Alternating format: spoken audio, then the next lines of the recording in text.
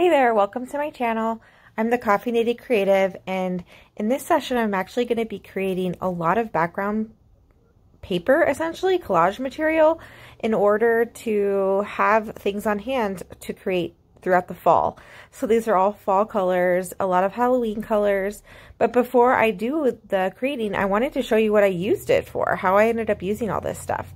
So this is a journal I created for the next 3 months, sort of to keep track of home memories, and in all the backgrounds I use what you're about to see me create.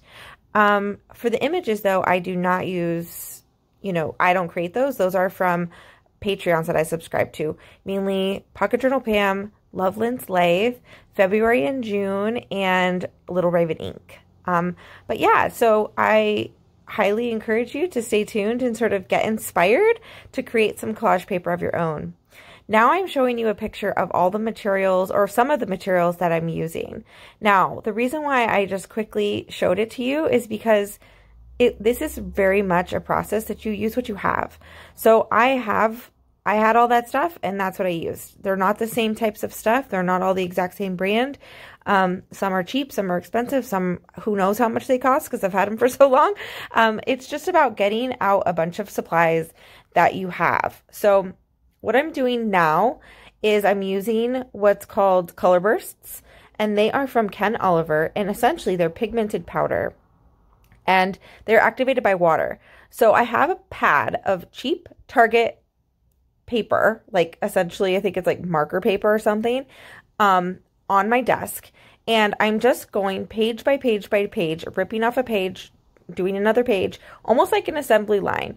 And in this technique, I'm using the color bursts. So the color bursts are highly pigmented, so they go a long way, so to speak. So I like to start with one page and then sandwich it into the next page and sandwich it in the next page.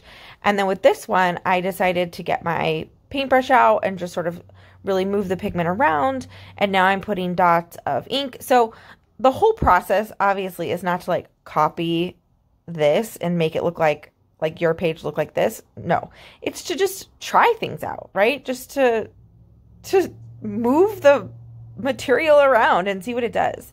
So on this sheet, I took some ink, and now I'm making little lines.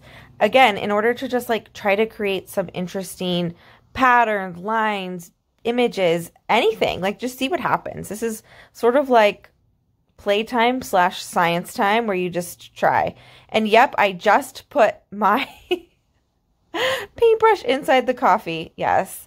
Who hasn't done that before? I mean, I definitely have done that many times before. I was so bummed though, because I obviously wasn't going to drink the coffee after that, but wasted coffee, sad days. Anyways, now what I'm doing is just putting like color on the page in like sort of circles, like pumpkins. Yeah, that's it. So super easy. In fact, this is a little bit of a fail because I've yet to figure out exactly what I'm going to do with those circles.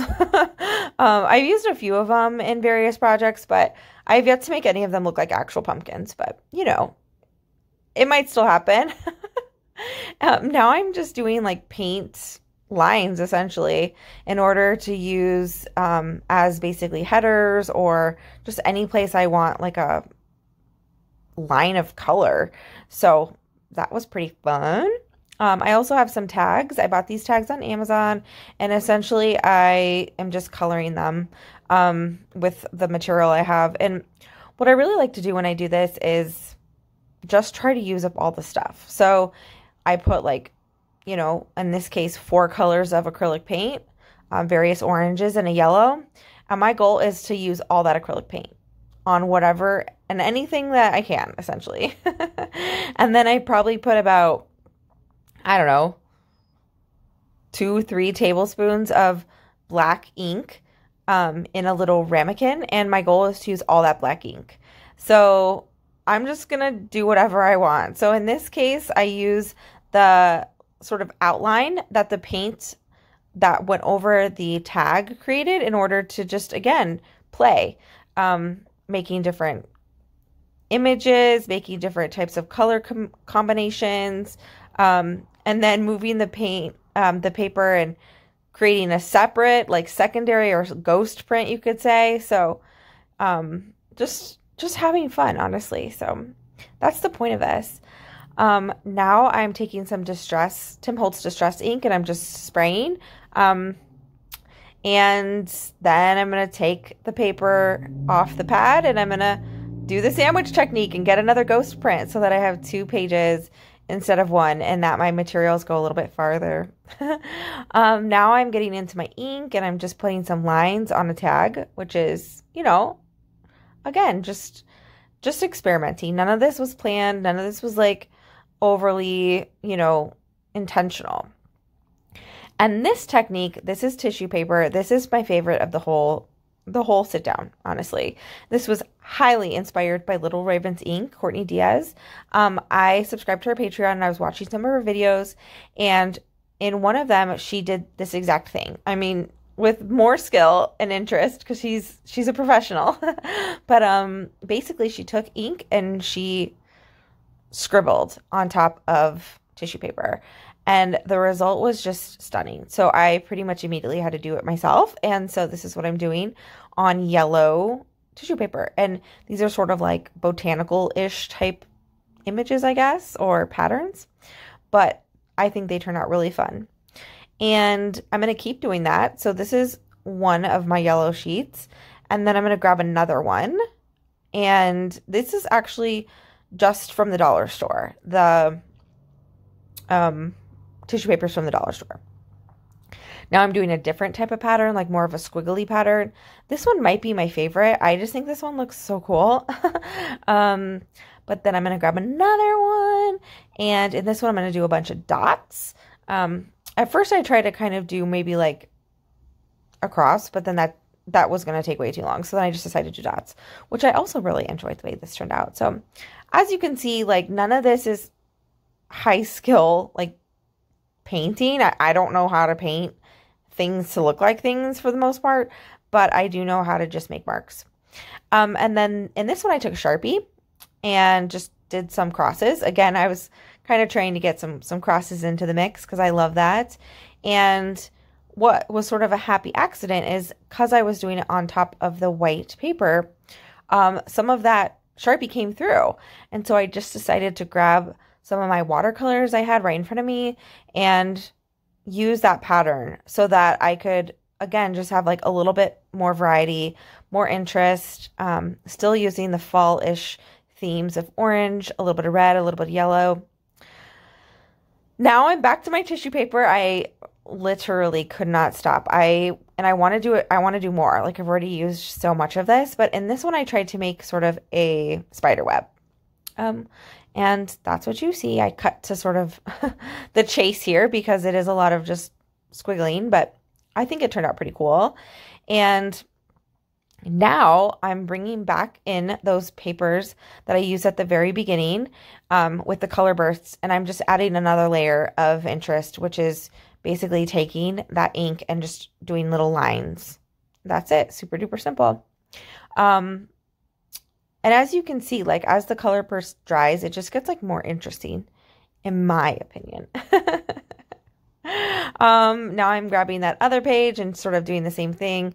This time just doing swirls, but just trying to amp up the visual interest. Nothing crazy, but honestly, you kind of get going and it's just so fun. It's kind of addicting, and or at least for me, I just look around like all of a sudden anything is game.